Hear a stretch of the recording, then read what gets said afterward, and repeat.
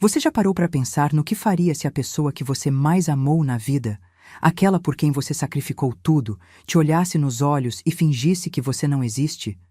Pior ainda, que te transformasse em nada na frente de estranhos só para não passar vergonha? Comenta aí de qual cidade você está me acompanhando e me diz se você já sentiu na pele o que é ser apagada por quem você deu a vida. Eu estava ali parada, no meio do meu próprio restaurante, com o sorriso ainda congelado no rosto, quando ouvi meu filho dizer para a namorada dele que eu era a empregada, a Maria, a babá, a governanta. Qualquer coisa, menos o que eu realmente era, menos a mãe dele, menos a dona daquele lugar todo. O salão estava cheio naquela sexta à noite. Luz baixa, aquela atmosfera sofisticada que a gente criou depois de anos testando cada detalhe.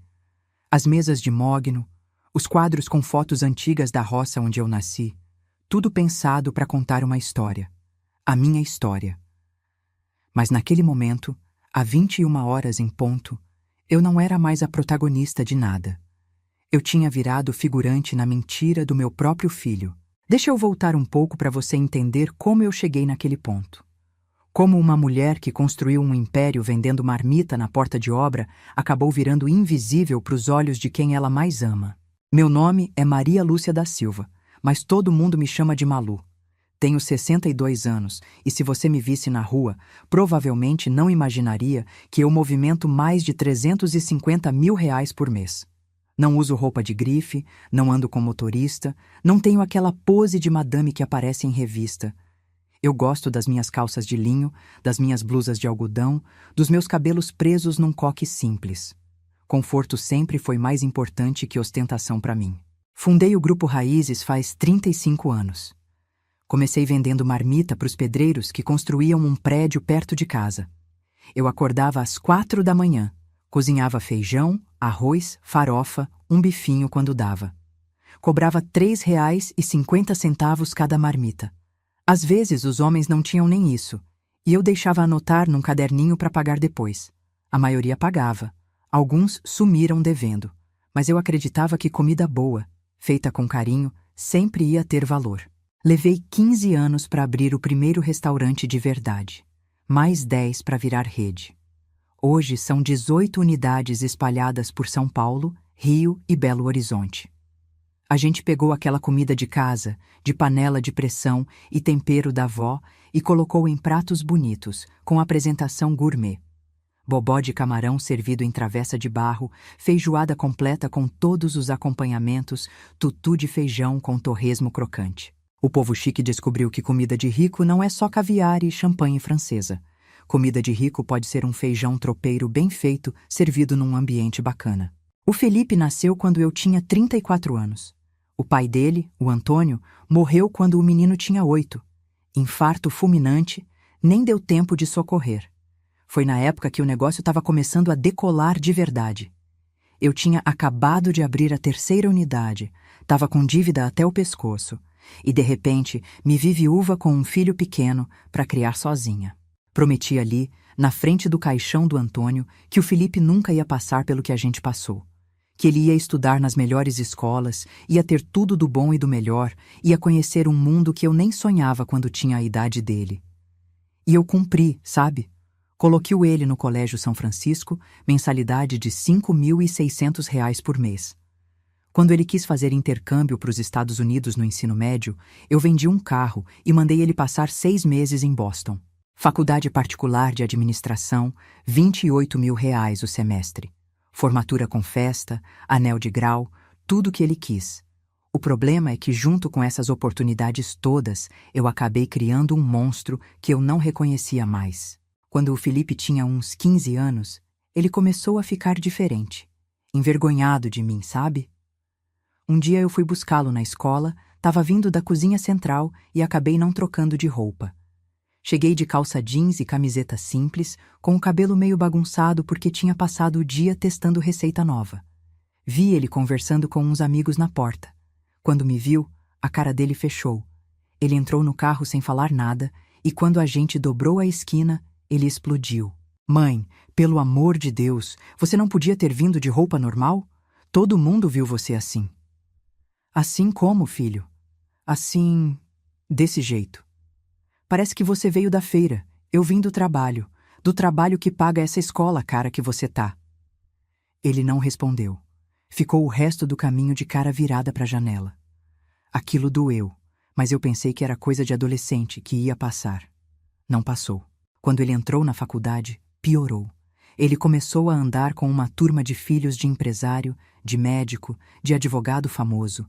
Gente que tinha sobrenome importante, que frequentava o mesmo clube, que veraneava em Punta del Este. O Felipe queria fazer parte daquele mundo, e eu... Bem, eu era o elo fraco da corrente dele. Lembro de uma vez que ele me pediu para não ir na formatura dele de um curso de extensão. Disse que eu ia me sentir deslocada porque a mãe de um amigo era editora de revista de moda, a outra era galerista de arte. Como se eu fosse analfabeta, incapaz de conversar sobre qualquer assunto. Como se dinheiro fosse a mesma coisa que classe, e eu, que vim da roça, nunca pudesse ter a segunda. Eu fui mesmo assim. Fiquei num cantinho, tirei foto dele recebendo o certificado, voltei para casa. Ele ficou uma semana sem falar comigo direito. Depois que se formou, há 5 anos, ele anunciou que ia trabalhar com investimentos. Networking, consultoria de estilo de vida, essas coisas que eu nunca entendi direito o que significavam. Na prática, ele nunca trabalhou de verdade. Eu pago um apartamento de R$ 8.000 por mês para ele, na região dos Jardins. Transfiro R$ 12.000 direto na conta dele todo dia 10. Tem um cartão adicional do meu que ele usa sem limite, fatura média de R$ 5.000.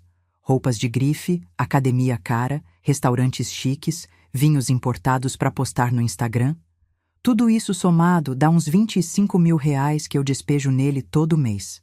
Em 5 anos, eu já gastei R$ 1.500.000 sustentando a vida de playboy do meu filho. R$ 1.500.000.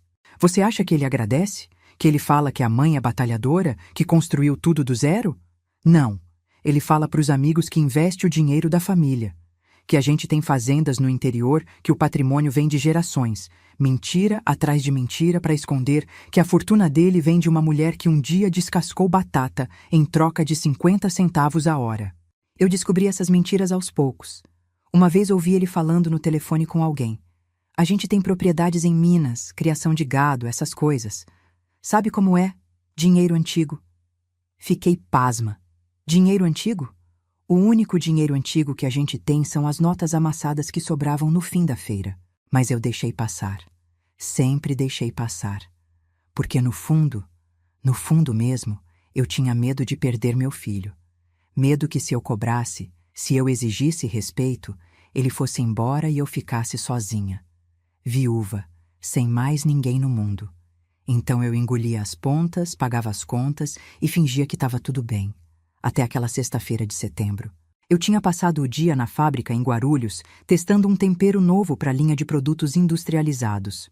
A gente estava desenvolvendo um caldo de feijão pronto, daqueles que você só adiciona água, e eu queria que ficasse igual ao que minha avó fazia. Passei 6 horas mexendo o panelão, ajustando sal, pimenta, cominho. Quando terminei, já eram quase 8 da noite. Liguei para o Felipe, coisa que eu fazia sempre. Ele não atendeu. Mandei mensagem. Tô pensando em passar no Raízes Prime para jantar. Você quer ir comigo? Adivinha a resposta? Visualizou e ignorou. Decidi ir mesmo assim. O Raízes Prime é a unidade flagship, a mais bonita de todas. Fica na Oscar Freire, aquele pedaço chique dos Jardins. Decoração impecável, luz baixa, carta de vinhos com rótulos de R$ 3.000 a garrafa. É o tipo de lugar que o Felipe adora ostentar para a turma dele, porque parece coisa de europeu, de gente fina. Eu cheguei lá às 9 da noite, vestida do jeito que eu tava. Calça de linho bege, blusa branca de algodão, sandália baixa. O cabelo estava preso num rabo de cavalo meio torto, e eu tava com cheiro de cominho grudado na pele. Nada elegante, nada sofisticado. Só eu sendo eu. O segurança na porta me cumprimentou. Boa noite, dona Lúcia. Que surpresa ver a senhora por aqui. Oi, Marcelo. Vim só dar uma olhada e jantar alguma coisa. Entre, entre. A casa tá cheia hoje, mas a gente sempre tem lugar para a senhora. Entrei. O salão principal estava lotado mesmo. Casais bem vestidos, grupos de amigos, aquele burburinho gostoso de restaurante cheio, as mesas de mogno brilhando, as taças tilintando, o cheiro de alho e azeite no ar. Eu senti aquele orgulho que sempre sinto quando vejo o resultado de tanto trabalho. Foi quando eu vi ele. Mesa central, a melhor da casa. Aquela que a gente reserva para os clientes VIP. O Felipe estava sentado de costas para a porta, mas eu reconheci os ombros dele, o corte de cabelo. Ele estava acompanhado. Uma moça loira, cabelo liso até os ombros, vestido azul marinho, colar de pérolas. Ela ria de alguma coisa que ele tinha dito, com a mão delicada segurando uma taça de vinho branco. Meu coração deu um pulo. O Felipe estava num encontro.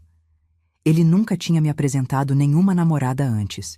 Sempre escondia essa parte da vida dele, como escondia tanta coisa.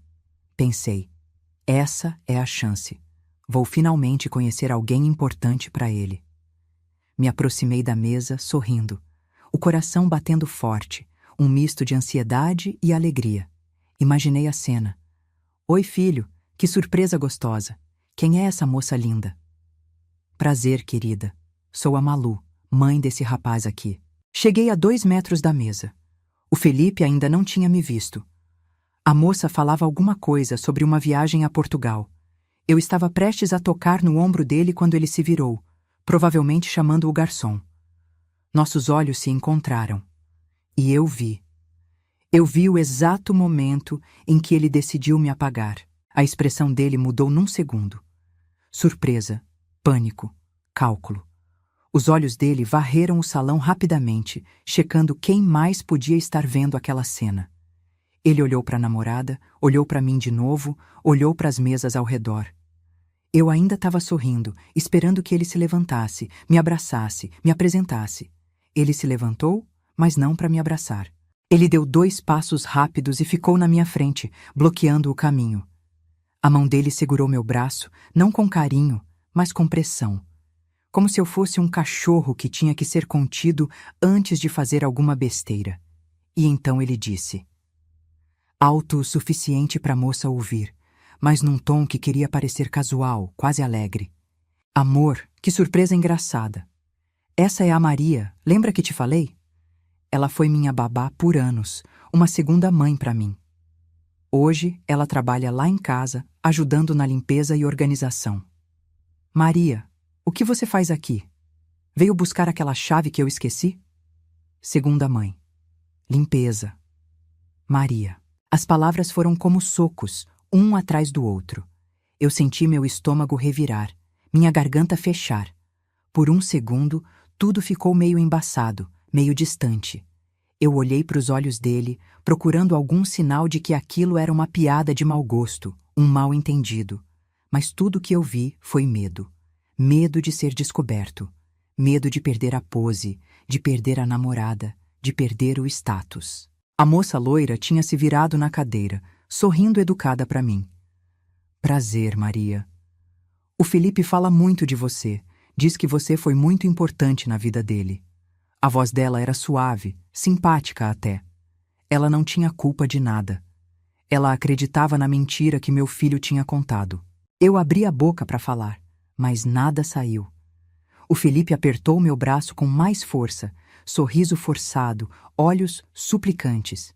Ele estava me implorando silenciosamente para eu entrar na mentira dele. Para eu ser a Maria, a empregada, a qualquer coisa que não fosse a mãe. 35 anos de trabalho, 15 horas por dia em pé. Mãos queimadas de tanto mexer em panela quente. Dedos calejados de tanto descascar alho. Costas doloridas de carregar caixa de verdura. Noites sem dormir, fazendo conta, negociando com fornecedor, brigando com banco. Tudo isso para que meu filho tivesse uma vida melhor. Tudo isso para que ele nunca passasse o que eu passei. E ali eu estava, no meu próprio restaurante, sendo apresentada como a empregada. Eu podia ter gritado, podia ter feito um escândalo, podia ter dito na frente de todo mundo que eu era a dona daquele lugar, que cada tijolo, cada mesa, cada prato tinha sido comprado com meu suor. Mas eu não consegui. Não consegui porque doeu demais. Doeu de um jeito que me paralisou. Então eu só assenti.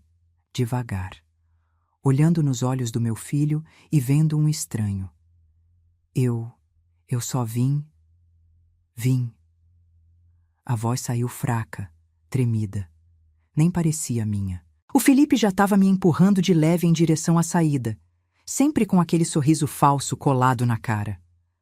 Amor, me dá só um minutinho que eu acompanho a Maria até a porta. Já volto. A moça acenou para mim simpática. Foi um prazer, Maria. Você cuida muito bem dele, viu? O apartamento dele é sempre impecável. Apartamento que eu pago.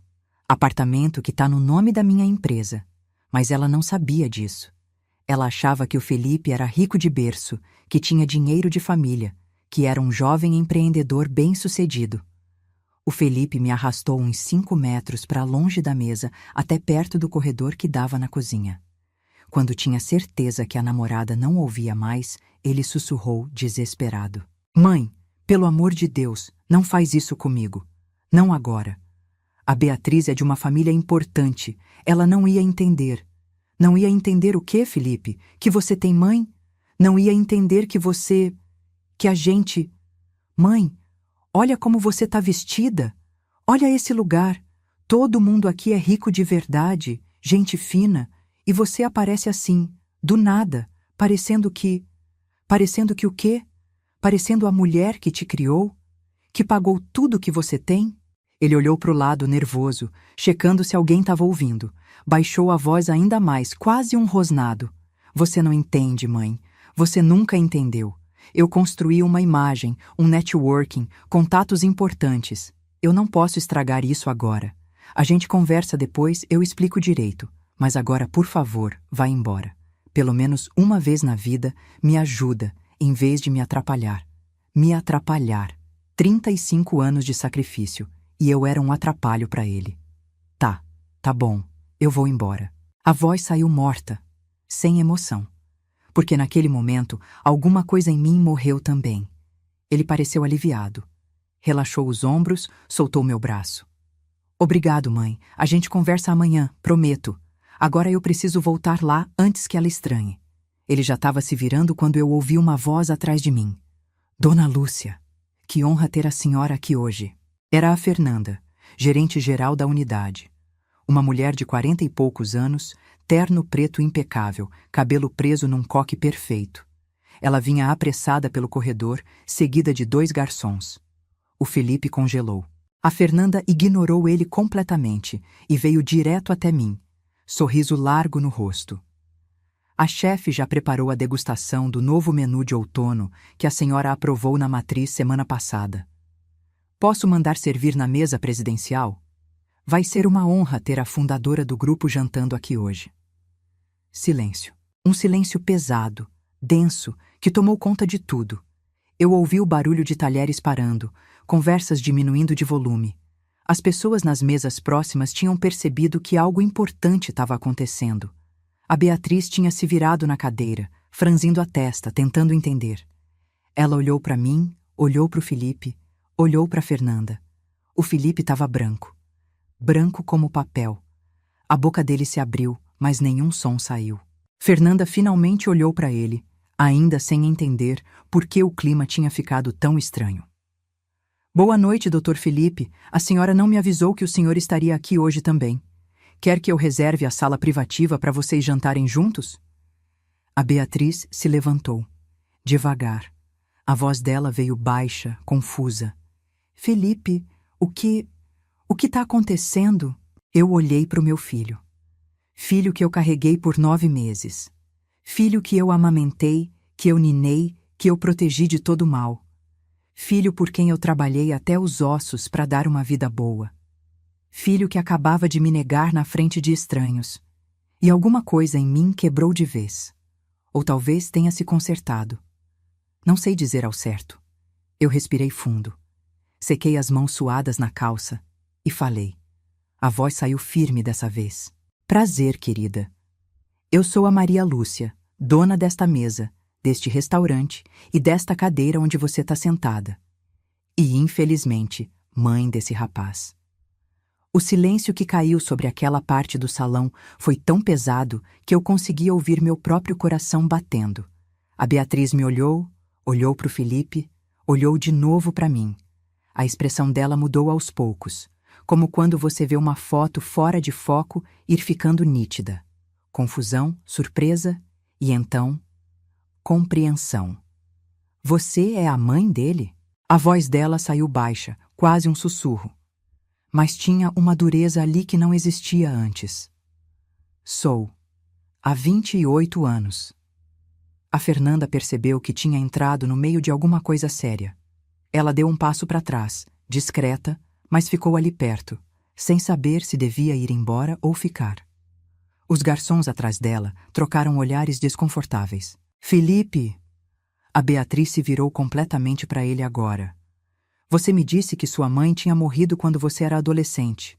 Você disse que foi criado por tios, que herdou o negócio da família. Amor, eu posso explicar. Você acabou de apresentar sua própria mãe como empregada. Ela falou cada palavra devagar, como se estivesse mastigando vidro. Sua própria mãe. Não foi assim. Você não entendeu o contexto. O contexto? A voz dela subiu de volume. Ela não estava mais sussurrando. Algumas pessoas nas mesas ao redor já olhavam abertamente agora, sem nem fingir que não estavam prestando atenção. Que contexto justifica você negar a existência da sua mãe? Eu vi ele entrar em pânico total. Os olhos dele ficaram brilhantes, as mãos tremendo. Ele olhou em volta, vendo os rostos conhecidos no restaurante, gente do mesmo círculo social dele, gente que ia espalhar aquela história por toda São Paulo antes do sol nascer.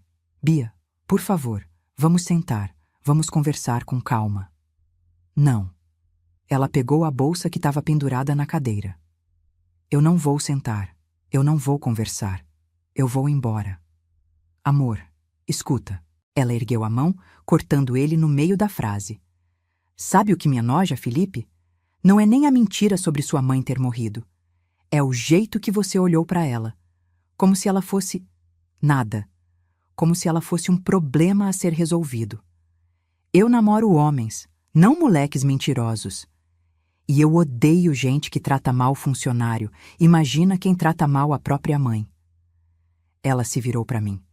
A expressão dela tinha mudado completamente. Tinha raiva ali, mas não de mim. Raiva do meu filho. Senhora, eu sinto muito. Muito mesmo. Se eu soubesse... Ela balançou a cabeça. Desculpa por ter participado disso sem saber. Você não tem culpa de nada, querida. Ela assentiu, engoliu seco e saiu. Andou firme entre as mesas, cabeça erguida, sem olhar para trás.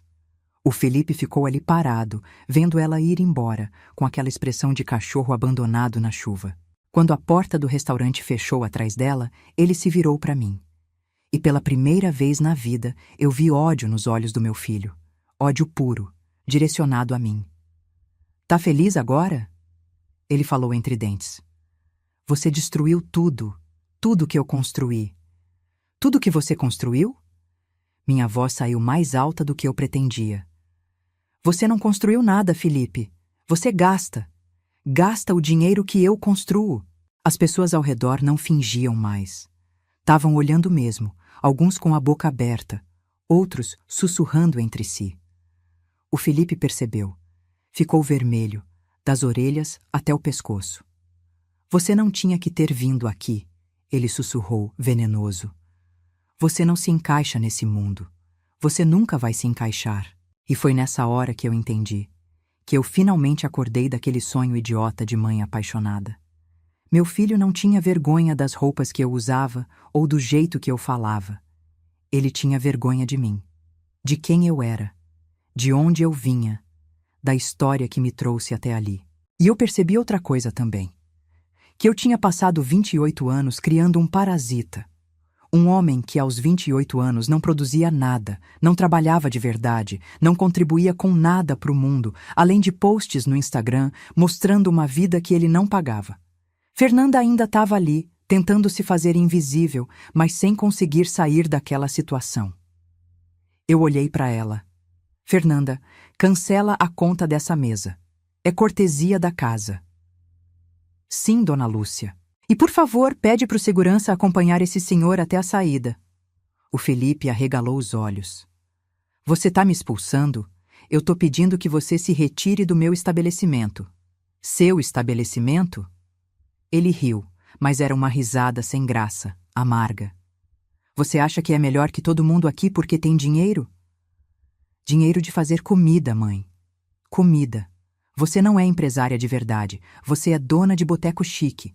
E você não é investidor, Felipe, você é sustentado. Ele ficou sem resposta para isso. Ficou ali parado, abrindo e fechando a boca como um peixe fora d'água. O segurança já tinha chegado, discreto, mas firme ao lado dele. Doutor Felipe, se me permite... O Felipe olhou em volta uma última vez. Viu os rostos conhecidos, as pessoas que minutos atrás ele cumprimentava com intimidade, agora olhando ele com uma mistura de pena e desprezo. Pegou o blazer que estava pendurado na cadeira e saiu, seguido pelo segurança. Não olhou para trás. Quando a porta fechou, eu percebi que estava tremendo. As pernas bambas, o coração disparado, uma sensação esquisita no estômago, como se eu fosse vomitar ou desmaiar, não sabia qual dos dois. Dona Lúcia, a senhora quer sentar? A Fernanda segurou meu braço, gentil. Eu trago água ou um chá? Eu preciso ir embora, Fernanda. Deixa eu chamar um carro para a senhora, por favor. Ela me levou até os fundos do restaurante, longe dos olhares curiosos. Me sentou numa cadeira no escritório da gerência, trouxe água, esperou eu beber. Chamou o Uber dela mesmo, insistiu que eu usasse. A senhora tá bem para ir sozinha? Quer que eu vá junto? Eu tô bem, obrigada. Mas eu não tava bem. Não tava nem um pouco bem. Cheguei em casa por volta das 11 da noite. Apartamento vazio, silencioso, 3 quartos, 200 metros quadrados, vista bonita pro parque. E vazio. Sempre vazio. Sentei no sofá e fiquei ali, olhando para a parede, sem conseguir processar direito o que tinha acabado de acontecer. Meu filho tinha me negado. Meu filho, por quem eu daria a vida sem pestanejar, tinha olhado para mim e decidido que eu era uma vergonha que precisava ser escondida. O celular tocou. Era ele. Desliguei. Tocou de novo. Desliguei de novo. Na terceira vez, eu desliguei o telefone. Não dormi naquela noite. Fiquei acordada até o sol nascer, sentada naquele sofá, pensando, lembrando, revivendo 28 anos de maternidade, procurando o momento exato em que tudo tinha dado errado. Lembrei do Felipe com 5 anos, me ajudando a embalar marmitas. Ele ficava ali do meu lado, colocando os garfinhos descartáveis nos saquinhos, todo orgulhoso de estar ajudando a mamãe. Onde foi que aquele menino doce se transformou no homem que me negou ontem? Lembrei dele com 10 anos, chorando no meu colo quando o pai morreu. Mamãe, eu tenho medo de você morrer também. Eu prometi que nunca ia deixar ele, que sempre ia estar ali. E eu cumpri. Sempre estive. Mas em algum momento, a presença dele começou a me rejeitar. Lembrei dele com 15, já começando a fazer comentários sobre minhas roupas, meu jeito de falar, meus amigos. Mãe, você não podia tentar ser mais... moderna? A palavra moderna era código para outra coisa. Código para... Você não podia tentar ser outra pessoa? E lembrei dele com 23, recém-formado, me dizendo que não ia trabalhar na empresa comigo porque tinha outros planos, projetos próprios. Eu respeitei. Banquei esses projetos que nunca saíram do papel. Paguei cursos caríssimos de empreendedorismo, mentorias com gurus de internet, viagens para conferências, 50 mil reais em um ano só com essas coisas. E nenhum resultado. Quando amanheceu, eu já tinha tomado uma decisão. Sábado de manhã, 8 horas, eu liguei para o Dr. Siqueira. Ele era advogado da família há 30 anos. Tinha cuidado de todo o processo de abertura da empresa, de todas as questões legais. Conhecia o Felipe desde bebê. Alô, dona Malu? A voz dele saiu sonolenta. Tudo bem? Doutor, desculpa ligar tão cedo. Eu preciso de uma reunião urgente. Hoje, se possível. Aconteceu alguma coisa? Aconteceu. E eu preciso de orientação jurídica. A gente se encontrou no escritório dele às 10 da manhã. Um prédio comercial no centro, sala com cheiro de livro velho e café forte. Ele me recebeu de calça jeans e camisa polo, sem a formalidade do terno de sempre. Sabia que era sério se eu tinha pedido reunião num sábado. Pode falar, Malu. O que aconteceu? Eu contei tudo. A cena no restaurante, a negação, a humilhação. A ficha que tinha caído sobre quanto dinheiro eu jogava no ralo todo mês, sustentando um filho adulto que não trabalhava. Quando terminei, ele ficou em silêncio por uns minutos, só me olhando. Você quer cortar a mesada dele? Não era pergunta, era constatação. Eu quero cortar tudo, doutor. Mesada, cartão, apartamento, tudo. Ele suspirou fundo, tirou os óculos, limpou com a camisa. Malu, eu conheço você faz muito tempo. E conheço o Felipe desde que ele nasceu. Não vou fingir que tô surpreso com o que você me contou. Já percebi faz tempo que o menino tá perdido. Perdido? Ele não sabe quem ele é. Não sabe o valor das coisas. Vive numa fantasia que você financiou. Ele colocou os óculos de volta. E o pior, ele acha que tem direito a essa fantasia. Que é natural viver do jeito que ele vive, sem trabalhar, sem produzir nada. Então o senhor acha que eu tô certa? Eu acho que você deveria ter feito isso há 5 anos, quando ele se formou. Mas, melhor tarde do que nunca. Ele pegou um bloco de notas, começou a anotar. O apartamento está em nome da empresa, certo? Então é só notificar ele sobre o término do comodato. 30 dias de prazo para desocupar. Os cartões adicionais você cancela direto com o banco, basta uma ligação. A transferência mensal você simplesmente para de fazer. É tão simples assim? Juridicamente? Sim.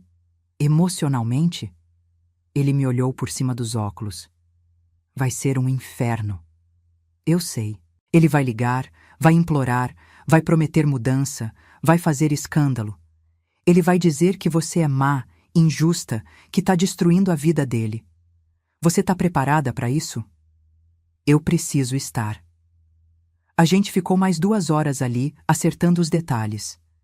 Ele ia preparar a notificação de despejo. Eu ia ligar para o banco segunda-feira, 1ª hora, para cancelar os cartões. As transferências automáticas iam ser suspensas imediatamente.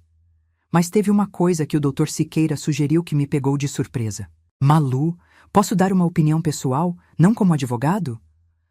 Claro, não abandona o menino completamente. Ele está errado, muito errado, mas ele ainda é seu filho. Deixa uma porta aberta, uma porta pequena, com condições claras, mas uma porta. Que tipo de porta? Oferece trabalho. Trabalho de verdade, do tipo que você fazia quando começou. Auxiliar de cozinha, lavador de prato, atendente, salário compatível, sem privilégios. Se ele quiser dinheiro, vai ter que suar por ele. Se ele quiser respeito, vai ter que merecer. E se ele recusar? Aí você vai saber que ele prefere morrer de fome a se humilhar trabalhando de verdade. E aí, Malu, você vai poder seguir sua vida em paz, sabendo que ofereceu uma chance. Fazia sentido. Fazia muito sentido. Saí do escritório do Dr. Siqueira 12:00.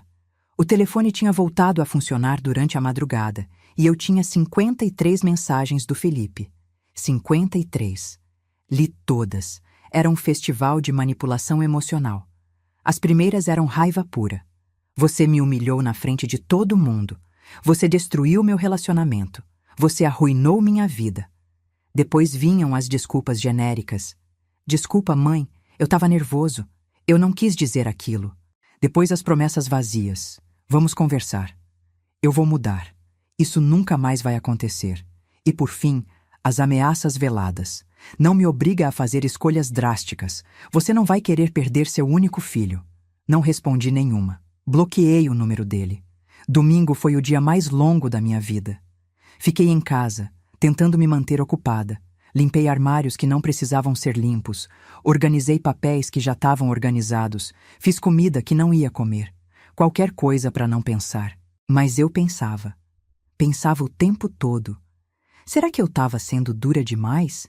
Será que eu devia ter dado mais uma chance, ouvido a versão dele, tentado entender? Será que uma mãe de verdade não faria isso? Mas aí eu lembrava da cara dele quando me viu, daquele pânico nos olhos, daquela decisão rápida de me transformar em outra pessoa para não passar vergonha. E a dúvida passava. Segunda-feira de manhã, 9 horas em ponto, eu estava no telefone com o gerente do banco.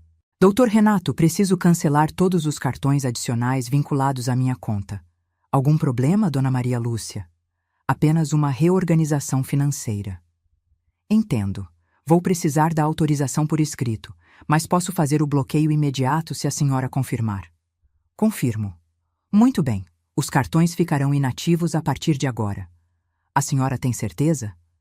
Tenho um cartão com fatura média alta, mais de R$ 5.000 por mês. Tenho certeza. Certo. Está feito. Desliguei o telefone e fiquei olhando para ele, esperando alguma coisa. Algum sentimento de vitória, de justiça feita. Mas tudo o que eu sentia era um vazio enorme no peito. O telefone tocou 3 horas depois. Número desconhecido. Atendi sem pensar. Mãe? Era ele. A voz estridente, quase histérica. O que você fez? Meu cartão foi recusado. Eu tô no meio do shopping. Acabei de tentar comprar uma coisa e o cartão não passou. A moça disse que tá bloqueado. Cancelei. Como assim cancelou? Exatamente isso, Felipe. Cancelei todos os seus cartões adicionais. Silêncio do outro lado. Depois, você não pode fazer isso. Posso sim.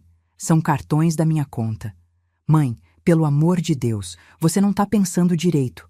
Você tá com raiva por causa de sexta. Eu entendo, mas isso é exagero. Exagero? Minha voz saiu firme, sem tremer. Exagero foi eu sustentar um homem adulto por 5 anos. Exagero foi eu aceitar ser tratada como estorvo. Exagero foi eu permitir que você construísse uma vida inteira em cima de mentiras financiadas por mim. Eu vou te pagar de volta. Todo o dinheiro eu vou... Com que dinheiro, Felipe? Você não trabalha. Você não tem renda. Você não tem nada que não seja meu. Eu tenho contatos, eu tenho networking, eu posso... Você tem ilusão. E eu não vou mais financiar ela. Mãe.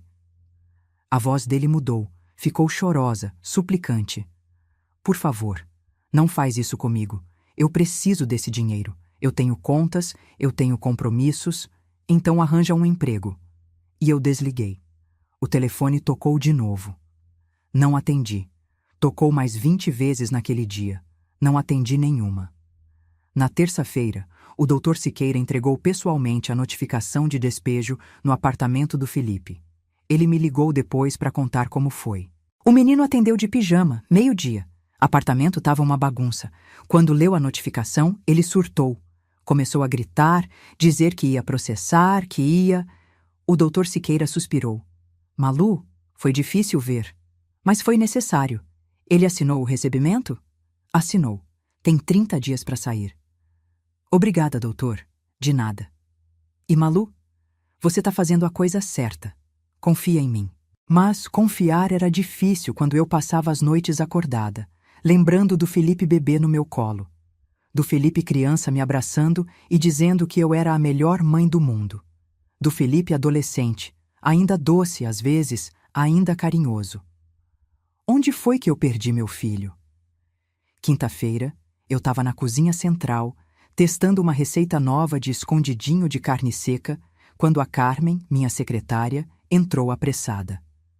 Dona Malu, tem um rapaz aqui querendo falar com a senhora.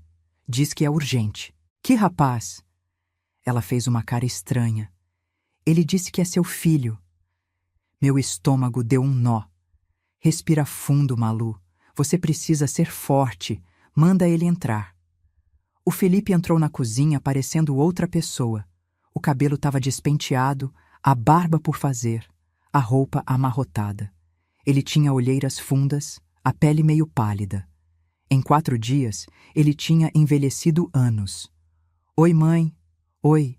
A gente ficou ali, parados, sem saber o que dizer. Ao redor, a equipe da cozinha fingia estar ocupada, mas obviamente prestava atenção em cada palavra. Eu precisava falar com você, pessoalmente. Então fala. Ele olhou em volta, desconfortável. Pode ser em particular? Aqui tá bom. Ele engoliu seco. Tá. Tudo bem. Ele enfiou as mãos nos bolsos, tirou, cruzou os braços, descruzou.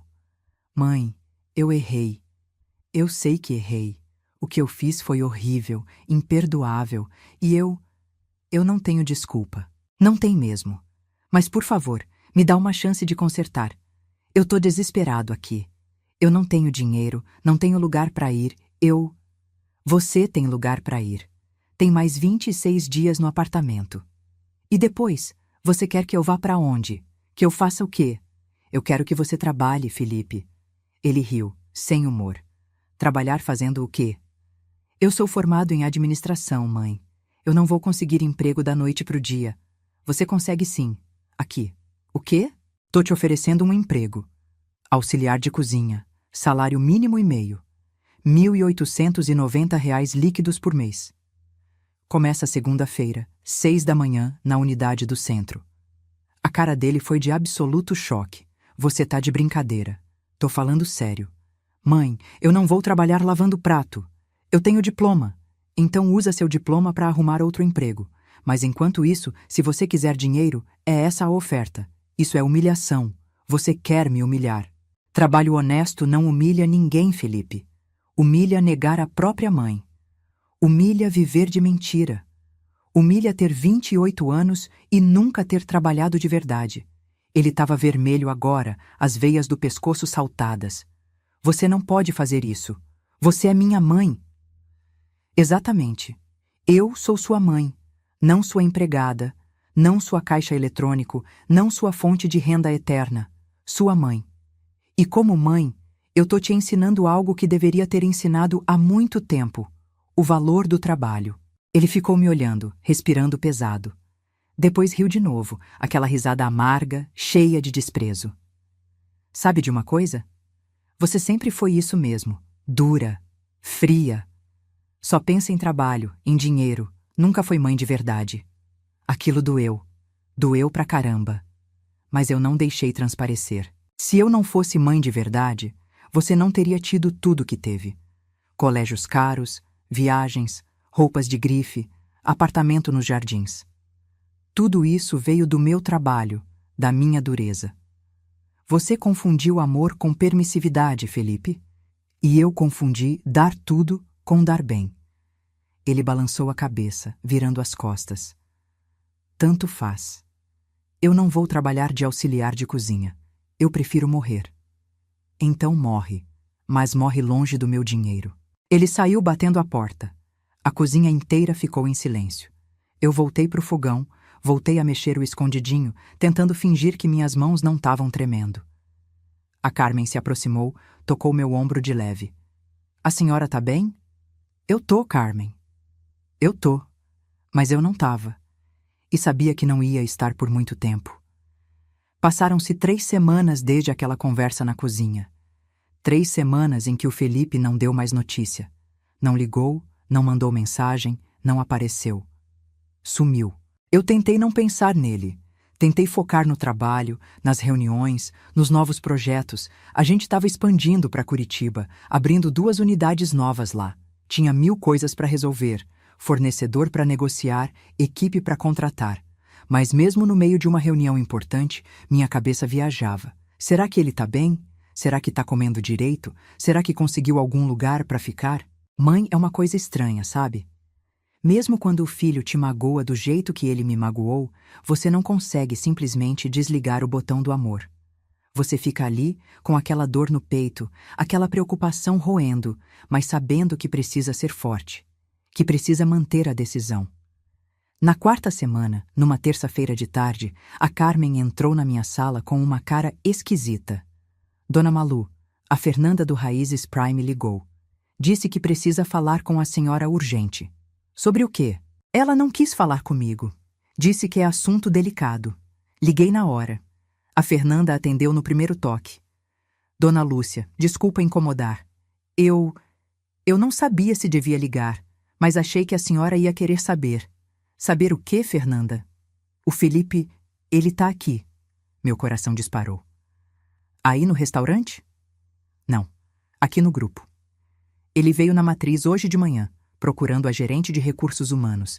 Ele se candidatou para uma vaga. Que vaga? Auxiliar de cozinha, na unidade do centro. Eu fiquei sem fala por uns segundos. O Felipe tinha ido mesmo. Tinha engolido o orgulho e ido procurar o emprego que eu ofereci. A Maria do RH tá me pedindo orientação, a Fernanda continuou. Porque, bem, ele é seu filho. Ela não sabe se deve contratar, se precisa da sua aprovação, se... Diz para ela tratar ele como trataria qualquer candidato. Mesmas perguntas, mesmas exigências, mesmo processo seletivo. Se ele se encaixar no perfil, contrata. Se não, não contrata. A senhora tem certeza? Absoluta. Tá bom. Eu repasso para Maria. Fernanda? Sim? Como ele estava? Ela hesitou. Mal, dona Lúcia. Ele estava mal. Roupa velha, aparência descuidada.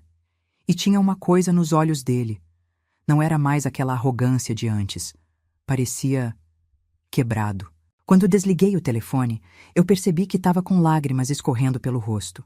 Lágrimas que eu nem sabia que tinham começado a sair.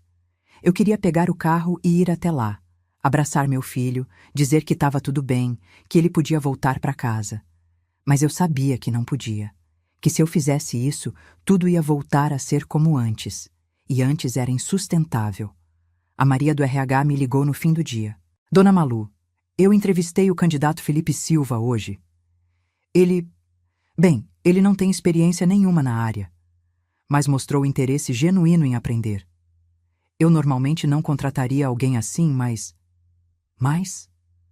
ele me pareceu desesperado de verdade. Não o tipo de desespero de quem quer tirar vantagem.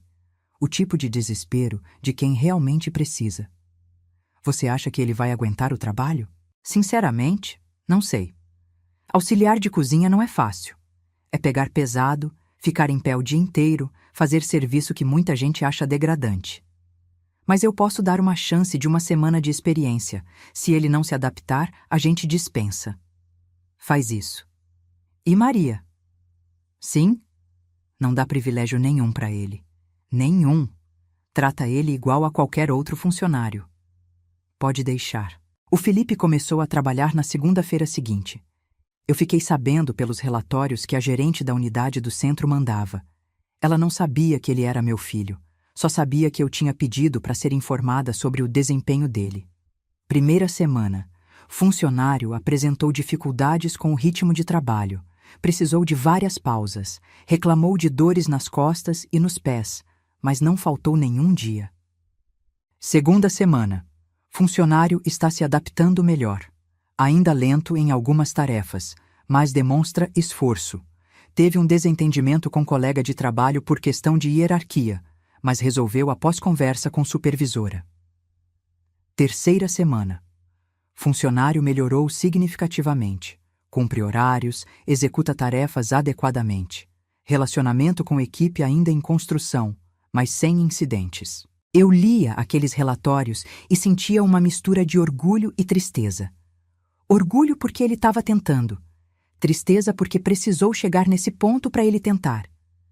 2 meses se passaram. 2 meses em que eu não vi meu filho, não falei com ele, não tive notícia direta.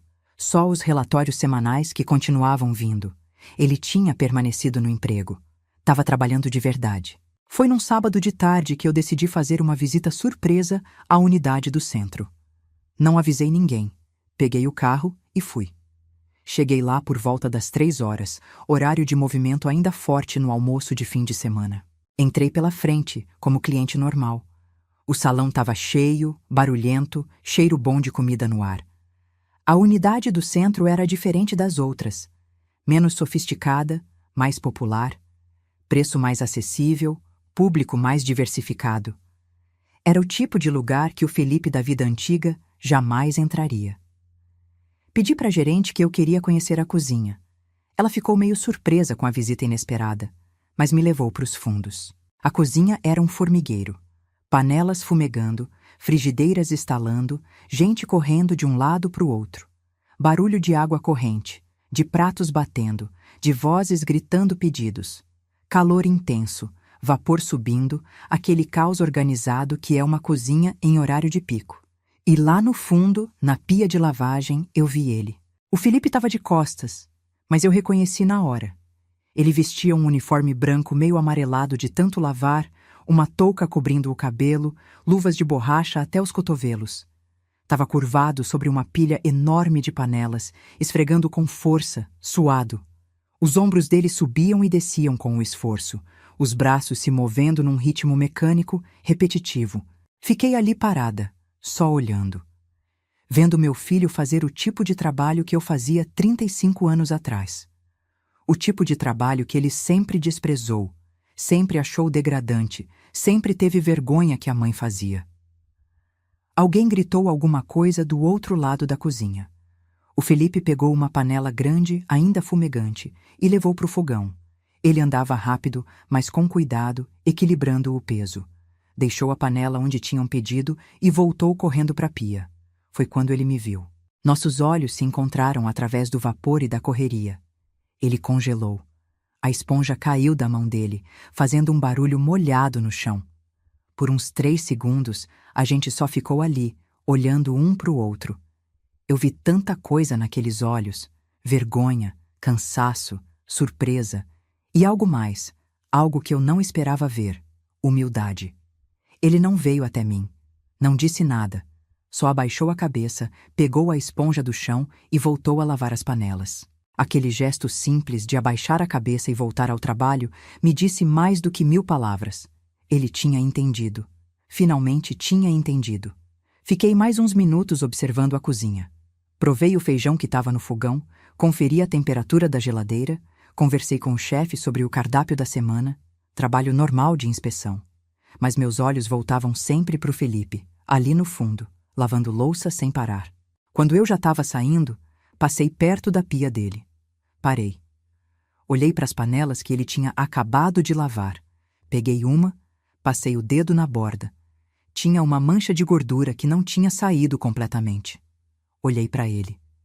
Ele me olhou de volta, tenso, esperando. A louça do canto tá mal lavada, eu disse, com a voz firme, mas não agressiva. Melhora isso. E saí. Ouvi a gerente correndo atrás de mim, pedindo desculpas pela qualidade do trabalho, dizendo que ia falar com o funcionário. Eu disse que não precisava, que era só um detalhe, que ela devia apenas reforçar os padrões com a equipe. No caminho de volta para casa, eu chorei. Chorei de alívio, de tristeza, de esperança. Meu filho estava trabalhando. Estava suado, cansado, fazendo serviço braçal, mas estava trabalhando. Não tinha desistido. Não tinha fugido. Tinha ficado. Mais 2 semanas se passaram. Os relatórios continuavam vindo, agora com comentários mais positivos. Funcionário demonstra comprometimento. Pontual, esforçado, está aprendendo rápido. Foi numa quinta-feira, quase 3 meses depois do início dele no trabalho, que meu telefone tocou. Número desconhecido. Atendi. Alô? Mãe? Era a voz dele. Rouca, cansada, mas sem aquela arrogância de antes. É o Felipe. Oi, eu liguei porque... Ele parou, respirou fundo. Porque eu queria te contar uma coisa. Pode falar. Eu fui promovido. Para auxiliar de cozinha pleno. A gerente disse que eu melhorei muito, que estou executando bem as tarefas. O salário vai para R$ 2.300. Parabéns. Silêncio constrangido. Depois. Mãe, eu sei que eu não tenho direito de pedir nada, mas...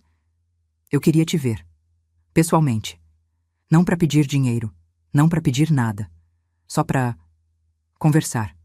Quando? Domingo? Eu folgo no domingo. Tá bom. Almoça em casa, 12:00. Sério? Sério. Obrigado, mãe. Obrigado. Desliguei o telefone com o coração apertado. Será que eu estava fazendo certo? Será que era cedo demais? Mas alguma coisa dentro de mim dizia que sim, que era hora de pelo menos conversar. Domingo chegou devagar. Eu acordei cedo.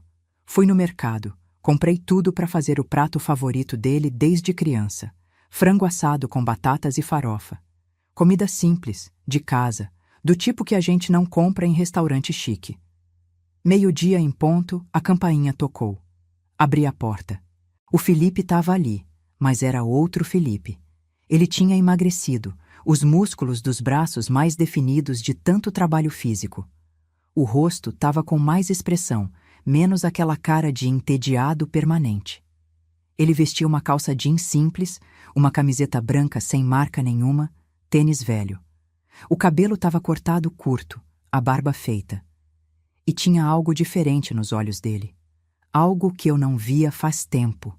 Vida. Cansaço de quem trabalha, mas vida. Oi, mãe. Oi, filho.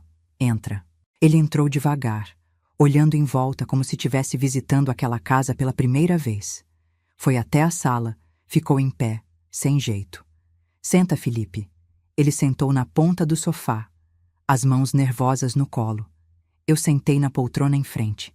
A gente ficou em silêncio por um tempo. Eu, esperando ele falar, ele procurando as palavras. Finalmente, ele começou. Mãe, eu não sei nem por onde começar. Tem tanta coisa que eu preciso dizer, tanta coisa que eu preciso pedir desculpa. Então começa do começo. Ele engoliu seco.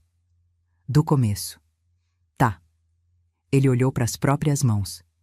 Eu passei a vida inteira com vergonha de você. Ele disse isso rápido, como se precisasse botar para fora antes de perder a coragem. Com vergonha da sua origem, do seu trabalho, do seu jeito. Eu queria que você fosse diferente. Mais elegante, mais refinada, mais parecida com as mães dos meus amigos. Eu fiquei quieta, deixando ele continuar. E quanto mais você me dava, mais eu desprezava de onde vinha aquele dinheiro. Porque se eu admitisse que você era foda, que você construiu um império do zero, eu ia ter que admitir que eu era o fracassado. Que eu nunca fiz nada, nunca construí nada, nunca fui nada além de um parasita. A voz dele falhou. Ele limpou a garganta, continuou. Naquela noite no restaurante, quando eu te chamei de empregada, eu sabia o que eu estava fazendo, mãe. Não foi impulso, não foi nervosismo. Eu escolhi te negar porque era mais fácil do que assumir que minha vida inteira era mentira. Mais fácil do que olhar para Beatriz e dizer, olha, eu sou um golpista, eu finjo ser rico, mas quem é rica é minha mãe, que eu desprezo porque ela veio da roça. Ele estava chorando agora. Lágrimas descendo pelo rosto que ele nem tentava esconder. E quando você cortou tudo, quando você me tirou o dinheiro, o apartamento, os cartões, eu te odiei, mãe. Eu te odiei com todas as minhas forças. Eu achava que você estava sendo cruel, injusta, que você estava me punindo de um jeito desproporcional. Ele olhou para mim, os olhos vermelhos. Mas você não estava me punindo. Você estava me salvando. Porque se você não tivesse feito isso, eu ia passar o resto da vida sendo aquele merda. Aquele cara vazio, inútil, que não serve para nada além de gastar dinheiro dos outros e fingir ser importante. Felipe, deixa eu terminar, por favor. Eu preciso falar isso. Ele respirou fundo. Esses 3 meses foram os piores da minha vida. Eu tive que dormir no sofá de um conhecido porque não tinha dinheiro para pensão. Tive que vender roupa no brechó para comprar comida. Tive que andar a pé porque não tinha grana para passagem. E quando eu finalmente engoli o orgulho e fui procurar aquele emprego que você ofereceu... Mãe, eu pensei que ia morrer de vergonha. Por quê? Porque lavar louça, descascar batata, carregar panela pesada... Era tudo que eu sempre julguei como trabalho de gente inferior. E, de repente, eu era aquela gente. E sabe o que eu descobri? Ele sorriu, um sorriso triste. Que aquela gente é muito mais digna do que eu jamais fui. Ele limpou o rosto com as costas da mão. A dona Teresa, que trabalha na cozinha comigo, tem 58 anos. Ela pega 2 ônibus para chegar no trabalho, 6 da manhã. Nunca faltou um dia. Sustenta 3 netos porque a filha morreu. Ganha R$ 2.100 e consegue fazer render, pagar aluguel, comida, escola. E ela é feliz, mãe. Ela ri, faz piada, canta enquanto trabalha. Eu passava meus dias morrendo de tédio com R$ 25.000 na conta. E ela é feliz com 2.000. Ele balançou a cabeça. Eu tenho vergonha do homem que eu era. Tenho vergonha de cada palavra que eu disse para você. De cada vez que eu te fiz sentir inferior. Você nunca foi inferior, mãe. Você sempre foi gigante. E eu sempre fui pequenininho, tentando te diminuir para me sentir maior. Eu estava chorando também agora. Não dava mais para segurar. Eu não sei se você consegue me perdoar um dia. Eu sei que eu não mereço. Mas eu queria que você soubesse que eu tô tentando ser melhor. Tô tentando de verdade. Não para recuperar o dinheiro, não para você voltar a me sustentar, mas porque eu finalmente entendi que eu não quero ser aquele cara de antes. Eu prefiro ser pobre e honesto do que rico e vazio. Ele se levantou como se fosse embora. Obrigado por me receber. Obrigado por tudo. Por não ter desistido de mim, mesmo quando eu merecia. Senta aqui, Felipe. Ele hesitou, mas sentou de novo. Eu te perdoo. Os olhos dele arregalaram. O quê? Eu te perdoo. Não significa que eu esqueci. Não significa que a gente vai voltar a ser como antes, porque antes era doente. Mas eu te perdoo porque eu vejo que você mudou. Eu vejo que você entendeu. Mãe, mas eu tenho condições. Se você escorregar de novo, se eu descobrir que você voltou a mentir, a se aproveitar, a ter vergonha de quem você é e de onde veio, acabou, Felipe. Não tem segunda chance depois da segunda chance. Eu entendo. Eu aceito. E outra coisa, você continua trabalhando, continua ganhando seu próprio dinheiro, pagando suas próprias contas. Eu posso te ajudar eventualmente se você precisar de verdade, mas não vou mais te sustentar. Aquela época acabou. Eu não quero que você me sustente, mãe. Eu quero me sustentar sozinho. Pela primeira vez na vida, eu quero isso. Então levanta daí e vem me ajudar a pôr a mesa. Vamos almoçar. A gente almoçou junto naquele domingo. Conversamos sobre coisas simples, do dia a dia. Ele me contou histórias da cozinha, dos colegas de trabalho, das coisas que estava aprendendo. Eu contei sobre a expansão para Curitiba, sobre os novos pratos que a gente estava testando. Não foi como antes. Não tinha aquela tensão, aquele desconforto, mas também não era perfeito, não era curado. Era o começo de algo novo. Algo mais honesto. Quando ele foi embora, já quase de noite, ele me abraçou na porta. Um abraço apertado, demorado. Eu te amo, mãe. Desculpa ter demorado tanto para dizer isso de verdade. Eu também te amo, filho. E eu fechei a porta sabendo que tinha feito a coisa certa. Tinha sido duro, tinha doído, mas tinha sido necessário. Meu filho tinha voltado. Não o filho que eu tinha perdido, aquele menino doce da infância, mas um homem novo que eu ainda estava conhecendo. Um homem que tinha aprendido, do jeito mais difícil, o valor do trabalho e da dignidade. 1 ano se passou desde aquele domingo. 1 ano em que muita coisa mudou, mas muita coisa também permaneceu igual. O Felipe continuou trabalhando. Subiu para auxiliar sênior depois de 6 meses, com salário de R$ 2.900.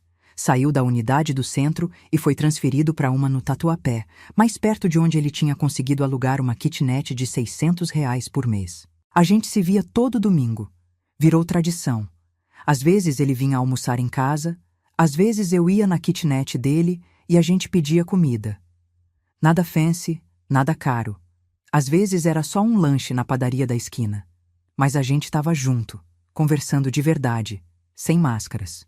Ele tinha emagrecido mais uns 5 quilos, mas era um emagrecimento saudável. Os músculos bem definidos de tanto trabalho físico, a pele bronzeada de pegar sol no caminho do trabalho. Ele parecia mais vivo do que eu tinha visto em anos, e tinha começado a estudar de novo. Curso técnico de gastronomia, à noite, numa escola pública.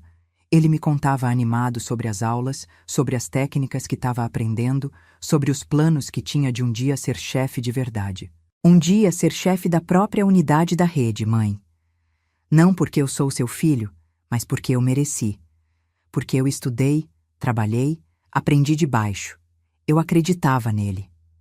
Pela primeira vez em muito tempo, eu via determinação real nos olhos dele. Não era mais pose, não era mais fantasia. Era suor, cansaço, conquista. Mas nem tudo eram flores. Teve recaídas. Teve momentos em que ele escorregou, como aquela vez, uns 8 meses depois da reconciliação, em que ele me ligou pedindo R$ 2.000 emprestados. Disse que tinha surgido uma oportunidade de investimento, um amigo que tinha um negócio promissor. Que tipo de negócio? Ah, é meio complicado de explicar por telefone, mas... Felipe, mãe, Eu só preciso de... Que? Tipo... De... Negócio. Silêncio do outro lado. Depois a voz dele mais baixa. Tá bom. Não é investimento. Eu queria comprar uma roupa nova para ir num evento e o salário ainda não caiu. E você achou que eu ia acreditar em historinha de investimento? Eu pensei que... Você pensou que podia me enrolar de novo. Que eu era trouxa. Não, mãe, não foi isso. Foi sim, Felipe. E sabe o que isso me diz? Que você ainda não aprendeu completamente. Que ainda tem um pedacinho daquele cara velho tentando ressuscitar. Mãe, por favor. A resposta é não. E se você realmente precisa de roupa nova, vai na Riachuelo e compra uma camisa de R$ 50. É o que cabe no seu bolso. Desliguei na cara dele. Fiquei brava, magoada, mas também aliviada por ter mantido a firmeza. Ele não falou comigo por uma semana. Ficou emburrado, chateado. Mas na semana seguinte, apareceu no almoço de domingo vestindo uma camisa nova. Simples, barata, mais limpa e bem passada. Comprei na Riachuelo, ele disse, sem jeito. Custou R$ 49,90. Ficou bonita em você. Ele sorriu. Pequeno, mas genuíno. Obrigado por ter dito não. De nada. E a gente seguiu em frente. Teve outro momento tenso também, uns 10 meses depois do começo. Eu descobri, através da Fernanda, que o Felipe tinha contado para alguns colegas de trabalho que era meu filho, e que um deles tinha comentado que ele provavelmente ia ser promovido rápido por causa disso. Chamei ele para conversar. Sério. Felipe, eu soube que você anda falando pro pessoal que é meu filho. Ele ficou vermelho na hora. Foi sem querer, mãe. Surgiu numa conversa e agora tem gente achando que você vai ter privilégio por causa disso. Mas eu não quero privilégio. Eu juro. Então você precisa trabalhar o dobro para provar isso. Porque as pessoas vão ficar de olho. Vão achar que qualquer promoção sua é nepotismo. Qualquer elogio que você receber vai ser visto como favorecimento. Ele pareceu assustado. O que eu faço? Você trabalha calado, trabalha bem, trabalha honesto. E se alguém insinuar que você está tendo privilégio, você olha nos olhos dessa pessoa e diz que está ali por mérito. E aí você prova com atitude. Tá, pode deixar. E outra coisa, Felipe, se eu souber que você usou meu nome para conseguir alguma vantagem, para pedir favorecimento, para qualquer coisa, acabou. Entendeu? Entendi. E ele cumpriu.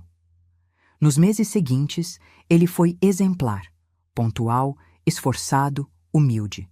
Quando foi promovido para subgerente de turno, todo mundo reconheceu que tinha sido por mérito.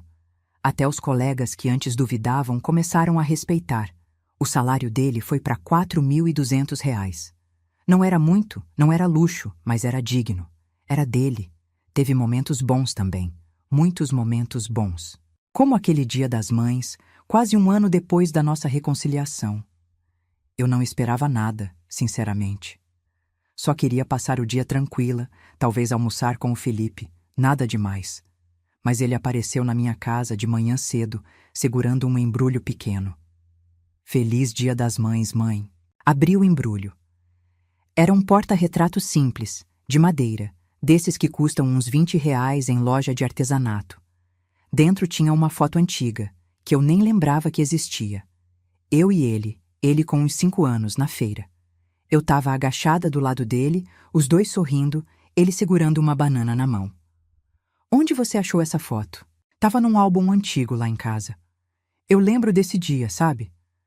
Você tinha me levado na feira com você, deixou eu ajudar a escolher as frutas. Eu me senti tão importante, tão crescido. A voz dele falhou um pouco. Eu passei tanto tempo querendo esquecer esses momentos, fingir que eles não existiram. Mas agora eu quero lembrar. Quero lembrar de quando eu te admirava de verdade, sem vergonha, sem mentira.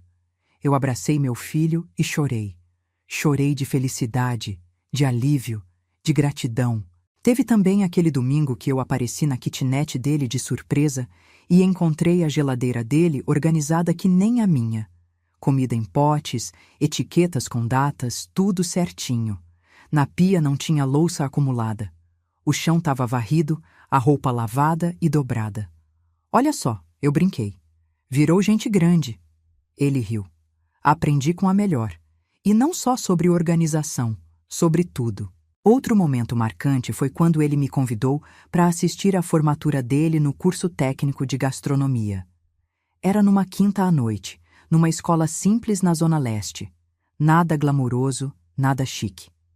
Mas quando chamaram o nome dele e ele subiu no palco para receber o certificado, eu senti um orgulho que nunca tinha sentido antes. Não era orgulho de mãe que pagou uma faculdade cara e viu o filho se formar sem esforço.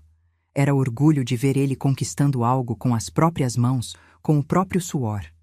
Ele tinha trabalhado o dia inteiro, pegado o ônibus lotado, chegado cansado nas aulas, mas tinha persistido, tinha terminado. Tirei foto dele com o certificado na mão, os olhos brilhando de felicidade genuína. Aquela foto tá hoje na minha mesa, no escritório. É a que eu mais gosto de olhar. As coisas com o trabalho dele continuaram melhorando. Ele foi reconhecido internamente, ganhou menção honrosa num programa de qualidade da empresa. Começou a dar ideias para o cardápio, sugestões que foram testadas e algumas até aprovadas. A gerente da unidade onde ele trabalhava me ligou um dia, sem saber da relação entre a gente. Dona Maria Lúcia, eu queria falar sobre o Felipe. Ele tem se destacado muito, tem liderança natural, entende de gastronomia, se relaciona bem com a equipe. Eu gostaria de recomendá-lo para o programa de trainee de gerentes. A senhora autoriza? Autorizo, mas quero que ele passe pelo processo seletivo normal, igual a qualquer outro candidato. Sem facilitação. Claro, pode deixar. Ele passou. Entre 23 candidatos, ele ficou em quarto lugar. Não foi o primeiro, mas foi bem o suficiente para ser selecionado. Começaria o trainee em 3 meses. Quando ele me contou, eu vi nos olhos dele algo que nunca tinha visto antes. Autoestima real. Não arrogância, não pose, mas aquele brilho de quem sabe que conquistou algo de verdade. Eu mereci, mãe. Eu estudei, me preparei, fiz a prova igual todo mundo e passei. Eu mereci. Você mereceu, filho. Teve dias difíceis também, claro. Dias em que ele chegava exausto, com dor nas costas, reclamando do trabalho. Dias em que ele via os amigos antigos postando fotos de viagens, de restaurantes caros, de roupas de grife, e sentia aquela pontada de inveja. Mas ele não voltou atrás. Não me pediu dinheiro, não tentou atalho. Ele aguentou firme. E num desses dias ruins, ele me ligou tarde da noite. Mãe, você tá acordada? Tô. Que foi? Eu só queria dizer obrigado. Por não ter desistido de mim. Por ter sido dura quando eu precisava de dureza, não de moleza. Por ter me amado o suficiente para me deixar cair. Eu senti o coração apertar. De nada, filho. Eu sei que eu fui horrível com você. Sei que eu te magoei de um jeito que talvez nunca se cure completamente. Mas eu quero que você saiba que eu sou grato. Todo dia eu acordo e sou grato por você ter me salvado de mim mesmo. Você se salvou, Felipe. Eu só dei o empurrão. Mas sem esse empurrão, eu tinha afundado de vez. A gente conversou por quase 1 hora naquela noite. Sobre tudo, sobre nada. Sobre o passado, sobre o futuro. E pela primeira vez em muito tempo, eu senti que tinha meu filho de volta. Não o filho que eu tinha perdido, mas um filho novo, um filho melhor. Hoje, enquanto eu escrevo isso, faz exatamente 1 ano e 2 meses desde aquela noite no restaurante. 1 ano e 2 meses desde que meu filho me apresentou como empregada e minha vida virou de cabeça para baixo. O Felipe continua trabalhando. Tá no 3º mês do trainee de gerente. Se tudo der certo, em 6 meses ele vai assumir a gerência de uma unidade pequena, com salário de R$7.000. Ainda não é rico, ainda não tem vida de luxo, mas tem dignidade. Tem orgulho próprio, tem história para contar. Ele mora numa kitnet ainda, mas já tá juntando dinheiro para alugar um apartamento de 1 quarto. Anda de ônibus, mas tá economizando para comprar uma moto usada. Compra roupa em promoção, mas sempre limpa e bem cuidada. E sabe o que mais mudou? A postura dele, a cabeça erguida, o sorriso fácil, o jeito de cumprimentar as pessoas com respeito genuíno. Ele não finge mais ser quem não é. Ele é ele mesmo. Um cara que veio de baixo, caiu e tá subindo de novo com as próprias pernas. A relação entre a gente também mudou. Não é mais aquela relação sufocante de mãe que sustenta e filho que cobra. É uma relação de respeito mútuo, de admiração, de amor mais maduro. Domingo passado, a gente estava almoçando juntos num restaurante simples, perto da casa dele. Comida a quilo, suco de jarra, nada sofisticado. Eu provei o feijão e fiz uma careta. Esse feijão tá sem graça. Ele provou também, concordou. Falta tempero. Deixa eu mostrar uma coisa. Ele chamou o dono do restaurante, cumprimentou ele pelo nome, elogiou a comida, mas deu umas dicas de como melhorar o tempero do feijão. Falou com propriedade, com conhecimento técnico, mas com humildade. O dono agradeceu, disse que ia testar as sugestões. Quando ele saiu, eu olhei para o Felipe. Olha você aí, expert em tempero. Ele riu. Aprendi com a mãe. Você sempre falou que comida sem tempero é comida sem alma. E é verdade. Ele ficou em silêncio por um momento, mexendo no arroz com o garfo. Depois olhou para mim. Mãe, você se arrepende? De ter cortado tudo? De ter sido tão dura comigo? Eu pensei bem antes de responder. Eu me arrependo de ter demorado tanto para fazer isso. Deveria ter feito antes, mas me arrependo de ter feito? Não, nem um pouco. Por quê? Porque eu olho para você hoje e vejo um homem. Não um menino mimado, não um parasita, não uma mentira ambulante. Um homem de verdade, que trabalha, que sua, que conquista. E esse homem vale muito mais do que aquele playboy de mentira que eu sustentava. Ele ficou com os olhos marejados. Obrigado por não ter desistido de mim. Obrigado por não ter desistido de você. Tem gente que me pergunta, às vezes, se eu faria diferente. Se eu daria outra chance antes de cortar tudo. Se eu não fui radical demais, rápida demais. E eu sempre respondo a mesma coisa. Amor verdadeiro, às vezes, precisa ser duro. Precisa doer. Precisa quebrar para poder reconstruir do jeito certo.